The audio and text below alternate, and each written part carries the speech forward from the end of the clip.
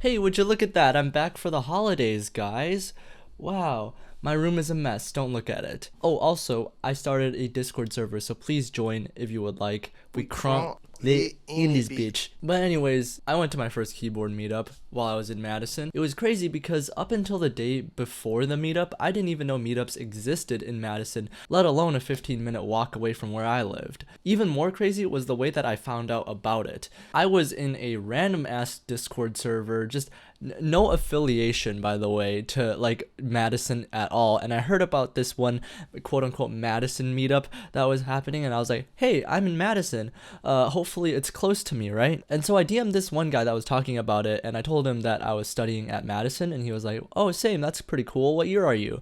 And then I said 2026, and then he was like, hold on, I'm in the same year. That's really crazy. What dorm are you in?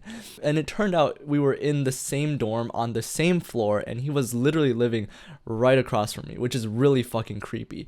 But yeah, that happened. But it was really cool because he did have a January and an F2 with him that I was able to try out, and that was why I posted that January video on my YouTube. Technically not my January, but I did join the group by because after trying his, it was insane and I couldn't hold myself back. But yeah, let's just call him January guy for now. So turns out January guy had a January that was right under my nose this entire time, and I could have actually stolen it too. Anyways, he told me there was a little meetup happening in Madison and that there was also a chance that a derivative might show up, and I was like, damn, cool, I gotta bring my Hoshi. By the way, Hoshi Zora's lit, bro. I didn't want to do a, oh my gosh, it's actually really reflective. I didn't want to do like a video dedicated to this because you can't really like buy this board, so I don't really have much to say about it. It's just like epic O-ring mounted, very nice looking board, very aesthetically pleasing. I might do like a build video if you guys would like to see that, but yeah, I just kind of built this thing for myself, to be honest. But anyways, I packed up my Hoshi and walked over there, and goddamn, for such a small meetup, there was such a large diversity of boards there. The most unique one out of the bunch, and my personal favorite, was this really squishy frog. It was missing like a few tadpoles, and it was using like a polycarb plate with MX clears. The flex itself was actually pretty cool, but my favorite part was like how it had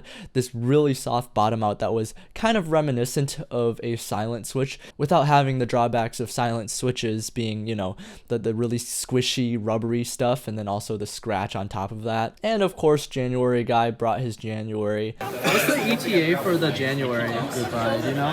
Yeah, 7 months. 7 months? Alright.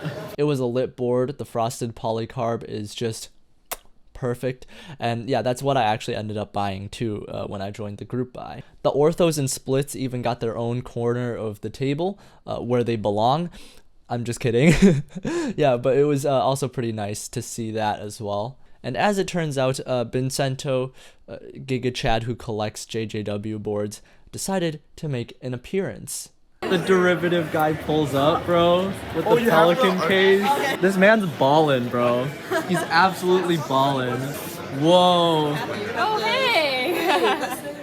This is the guy that pulls up with like the supercar at like the car meet, bro. No way. Wow.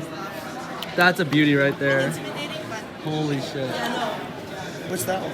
That's my gas. If I already wasn't lusting over the derivative, now I was. You know what I'm saying?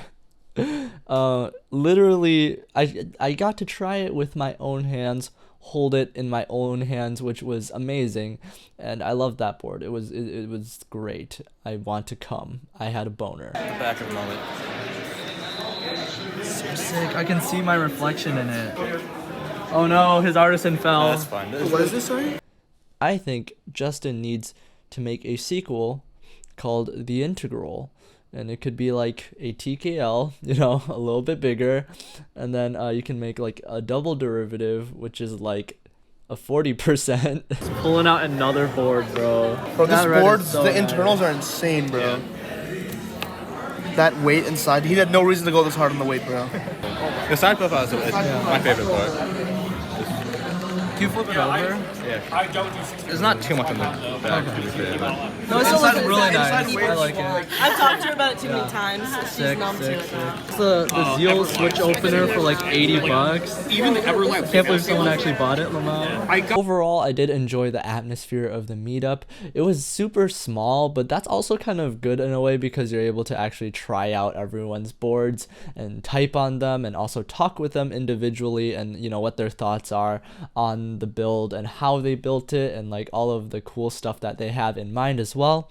And also I heard that like the really big keyboard meetups tend to get really loud as well. So, you know, having a smaller keyboard meetup means that I actually have a chance to, you know, listen to the keyboard that I'm typing on. You know, I haven't really told you guys specifically, but I have been falling out of the keyboard hobby, or felt like I have been falling out of the keyboard hobby these past few months, and seeing all these people that were passionate about the hobby at the meetup kind of rekindled my love for keyboards. But this time, not only just about the keyboards, but also about the people who we share these keyboards with. And it also reminded me that it's okay to spend outrageous amounts of money on a piece of metal. So, yep.